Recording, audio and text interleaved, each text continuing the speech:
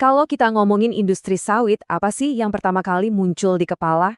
Mungkin perkebunan yang luas banget, atau jangan-jangan isu lingkungan, ya kan? Tapi, gimana kalau saya bilang masa depan industri raksasa ini justru tersembunyi di dalam limbahnya sendiri? Ini bukan sekedar angan-angan loh. Pertanyaan ini lagi bener-bener mengubah salah satu industri komoditas paling penting di dunia. Kita udah nggak lagi ngomongin limbah sebagai masalah, tapi sebagai sebuah potensi yang luar biasa. Kita semua tahu, industri kelapa sawit itu kan gede banget. Artinya, limbah yang dihasilkan juga banyak banget. Nah, ada satu perusahaan yang melihat tumpukan limbah ini bukan sebagai masalah, tapi justru sebagai tambang emas yang belum tersentuh. Kuncinya ada di konsep ini nih, ekosistem nol limbah. Gampangnya gini deh, di model ini, kata sampah itu seolah dihapus dari kamus.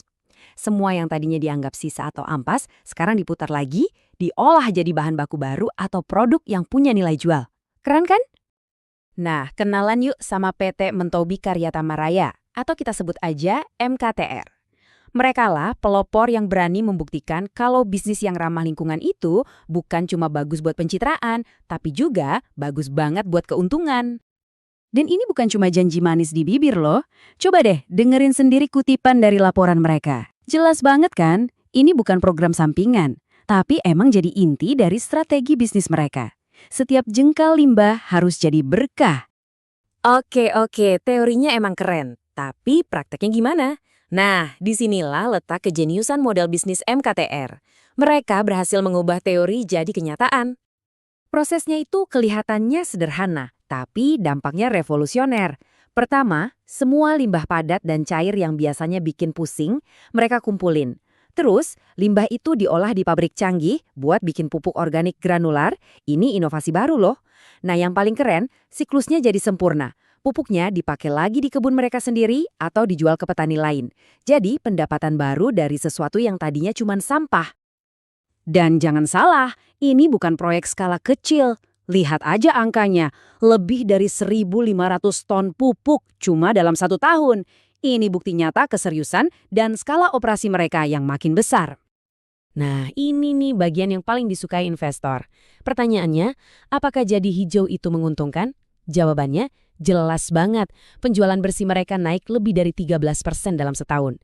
Ini bukti nyata kalau menjaga planet dan cari untung itu bisa jalan bareng. Tapi cerita MKTR gak berhenti di keuntungan aja. Profit dan planet udah, sekarang kita bahas soal manusianya. Keuntungan yang mereka dapat juga diinvestasikan kembali ke masyarakat sekitar, salah satunya dengan memperbaiki rumah warga. Ini lebih dari sekedar CSR, ini tentang membangun ekosistem sosial yang solid. Dan komitmen ini bukan cuma cerita loh, angkanya bicara. Dana CSR mereka melonjak hampir 61%. Artinya, semakin besar perusahaan ini tumbuh, semakin besar juga dampak positifnya buat masyarakat. Pertumbuhan yang bertanggung jawab. Kisah MKTR ini kan inspiratif banget ya. Tapi yang lebih bikin takjub lagi, ide serupa ternyata juga mau diterapkan di skala yang jauh lebih besar, skala negara. Jadi, apa yang dilakukan MKTR di level perusahaan, sekarang coba dilakukan oleh Indonesia di level negara. Intinya sama, menciptakan nilai tambah dari komoditas andalan, bukan lagi cuma sekedar jual bahan mentah. Kenalan sama program B50. Simpelnya gini, ini adalah kebijakan pemerintah untuk mencampur bahan bakar diesel dengan 50% biofuel dari kelapa sawit. Sebuah langkah raksasa buat kemandirian energi dan menaikkan nilai sawit itu sendiri. Artinya apa sih? Minyak sawit mentah atau CPO yang tadinya mayoritas diekspor ke luar negeri, sekarang bakal dialihkan dalam jumlah besar buat kebutuhan energi dalam negeri. Ini adalah pergeseran yang fundamental banget dari pemasok bahan mentah global menjadi pengolah untuk kekuatan domestik. Tentu aja, kalau pemain raksasa bergerak, seluruh dunia pasti ikut merasakan getarannya. Dan di pasar sawit global, Indonesia itu bukan sekedar pemain raksasa. Indonesia itu bisa dibilang rajanya. Coba lihat aja data ini. Indonesia itu menguasai hampir 2/3 pasar CPO dunia. Jadi, kebijakan yang dibuat di Jakarta bisa banget menentukan harga minyak goreng di Eropa atau bahan baku kosmetik di Amerika. Nah, ini dia dampak langsungnya ke pasar global. Sekitar 5,3 juta ton CPO bakal ditarik dari pasar ekspor setiap tahunnya. Dalam dunia komoditas, angka sebesar itu bukan riak kecil, tapi berpotensi jadi gelombang tsunami harga. Dan ternyata gelombang ini memang disengaja. Seperti kata Pak Menteri Pertanian, tujuannya jelas, kurangi pasokan supaya harga di pasar dunia naik. Dan ujung-ujungnya, harapannya ya untuk meningkatkan kesejahteraan jutaan petani sawit di Indonesia. Jadi, kalau kita gabungkan kedua cerita ini, cerita perusahaan inovatif seperti MKTR dan cerita negara yang ambisius dengan B50-nya, kita bisa melihat gambaran masa depan industri sawit yang sangat berbeda.